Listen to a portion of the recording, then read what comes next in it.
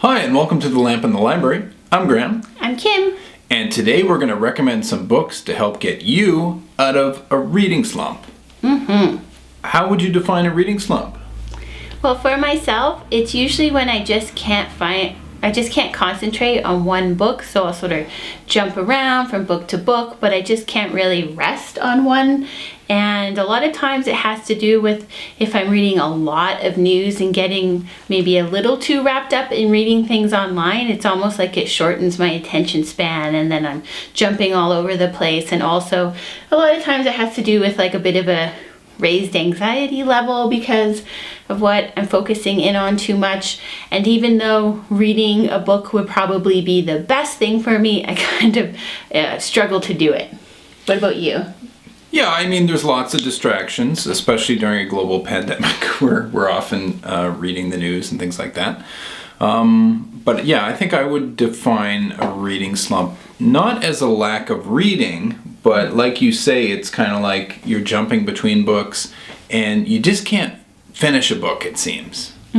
And I think that's been the case for me recently. I've been, as I usually do, I'm reading several things at the same time, but I've been picking up these massive, dense, nonfiction books. And it's hard to finish because they're the opposite of a book that you would say you can't put down. It's easy to put these books down, and then sometimes they stay down. Yes, that's very true. So yeah, I just finished this great book on the Aztecs called The Fifth Sun. I'm still working my way through this book on the 30 Years' War. There's still a decade left in that war. It just never ends. So sometimes you end up putting the book down and you don't pick it up for a while, and it's just hard to finish a book, it seems. And yeah, it's hard to concentrate on a single book. So what do you do when you find yourself in what we define as a reading slump? So I guess I'll share my recommendation first. This book actually did help me get out of a reading slump some years ago, and it's The Psychopath Test by Jon Ronson. I literally read this book in one sitting. I'm not just saying that. Once I picked it up, I did not put it down, finished it in the same day. It's not too long, but it's totally engrossing. And from there, I actually also picked up Jon Ronson's book, Them, which I would highly recommend. This one, as the title suggests, has to do with looking at the psychopath test and what is a psychopath, and Them has to do with looking at people who believe conspiracy theories. And I really think it's a book that he could pick up again and add to because of what has developed in the last few years. But anyways, either way, I would just actually recommend Jon Ronson in general because he has a humor that he brings to the topics which helps make it a page turner, but he also is very humane in the way he treats the topics that he is researching and discussing, and I think that makes a big difference. I think for myself, sometimes when I find I'm in a really big reading slump, a not too long but very well researched and written pop science or pop psychology book can get me out of the reading slump because you feel like you're learning something, and in a lot of ways they're written similar to some online articles, so maybe that's part of what gets you hooked into them. But Jon Ronson, really amazing books.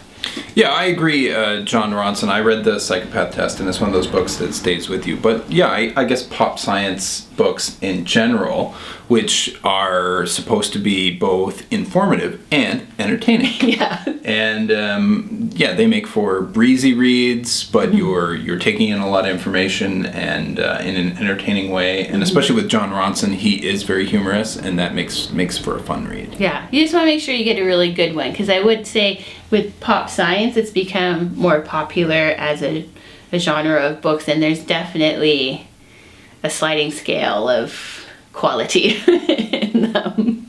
Agreed. Okay, so how do I get out of a reading slump?